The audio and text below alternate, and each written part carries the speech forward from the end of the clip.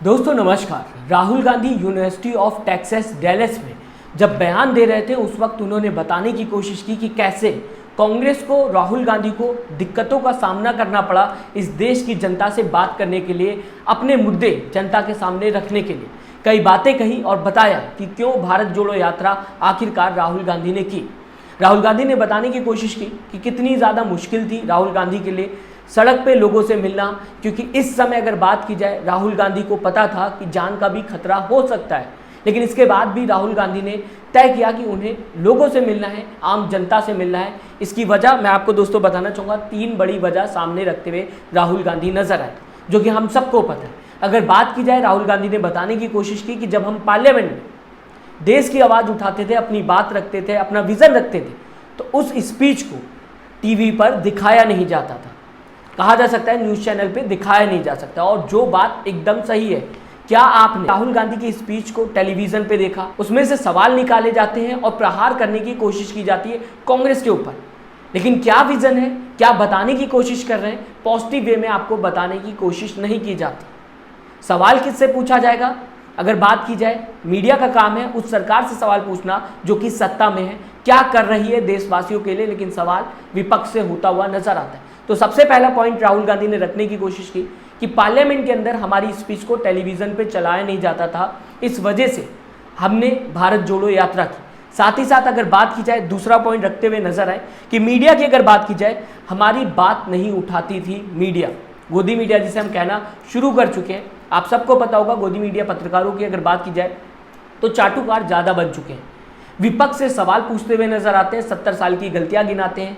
तो ये बहुत बड़ी वजह थी जिसकी वजह से भारत जोड़ो यात्रा राहुल गांधी करते हुए नजर आए। डायरेक्ट उन्होंने सोचा कि अब जब मीडिया काम नहीं कर रही है, पार्लियामेंट में हम आवाज़ उठाते हैं तो हमारी बात को टीवी पे दिखाया नहीं जाता है, तो जनता से हम डायरेक्ट कम्युनिकेट करेंगे। इसके बाद अगर बात की जाए तो दोस्तों बताने की कोशिश की राहुल गांधी ने कि हम लीगल सिस्टम के पास जाते थे, लेकिन वहाँ पर भी कुछ भी देखने को नहीं मिल रहा था, यानी कि कोई भी एक्शन होता हुआ नहीं दिखाई दिया। तो 3 वजह राहुल गांधी ने बताने की कोशिश की, बताया कि किस तरीके से हमें परेशानियों का सामना करना पड़ रहा था, हम जनता से कम्युनिकेट नहीं कर पा रहे थे। एक तो पार्लियामेंट में जो हम स्पीच दे रहे थे वो नहीं दिखाई जा रही थी, दूसरी अगर बात की जाए मेन स्ट्रीम मीडिया हमें कवर नहीं कर रहा था ठीक तरीके से। कवर तो किया जा रहा है लेकिन किस तरीके से, यह हम सबको पता। तीसरा, लीगल सिस्टम के पास अगर हम जाते हैं तो हमें कुछ भी देखने को नहीं मिल रहा। तो 3 बातें राहुल गांधी ने बताने की कोशिश की। कहा जा सकता है कांग्रेस इसके बाद भी अब उभर के आ रही, ये सारी परेशानियां थी जिसकी वजह से कांग्रेस को काफ़ी ज़्यादा नुकसान उठाना पड़ा। अब अगर बात की जाए दोस्तों, तो राहुल गांधी ने बताने की भी कोशिश की कि जब हम डायरेक्टली जनता से मिलने लगे और जब हम भारत जोड़ो यात्रा में कई लोगों से मिलने लगे तो पॉलिटिक्स में एक बहुत बड़ा चेंज भी आया। हमें समझ में आया कि पॉलिटिक्स में लव को उतारना है, मोहब्बत को उतारना है, प्यार को उतारना है, और ये पहली बार दुनिया भर में देखने को मिल रहा है। जो कहा जा सकता है भारत जोड़ो यात्रा से आया, इंडिया के लोगों से ये वर्ड पॉलिटिक्स में आता हुआ दिखाई दिया।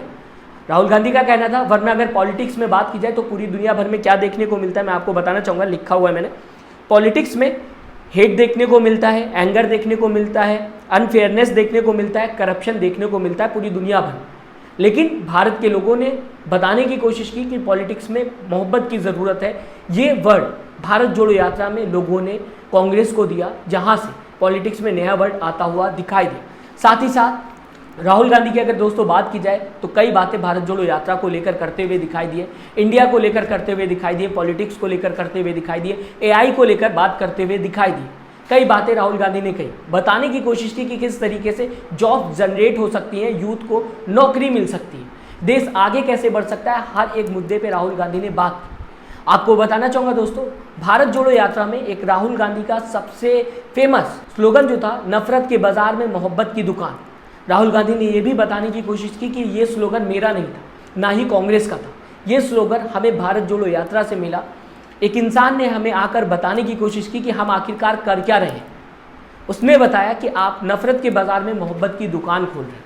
तो दोस्तों राहुल गांधी लगातार विदेश दौरे पे अपनी बात रखते हुए नजर आ रहे हैं। इस समय अगर बात की जाए, जो वीडियो मैंने आपके सामने शेयर की, जहां पे राहुल गांधी बताते हैं कितने ज़्यादा मुश्किलों का सामना करना पड़ा और आखिरकार क्यों वो जनता के बीच में उतरते हुए दिखाई दिए। We spoke in parliament, that's not televised.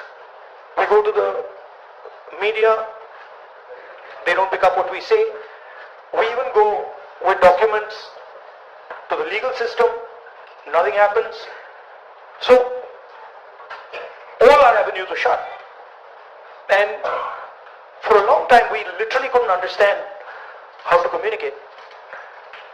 And then suddenly we hit upon the idea कि भाई अगर मीडिया आपको लोगों के पास नहीं ले जा रहा, इंस्टीट्यूशनल सिस्टम आपको लोगों के पास नहीं ले जा रहा, तो फिर डायरेक्टली चले जाओ।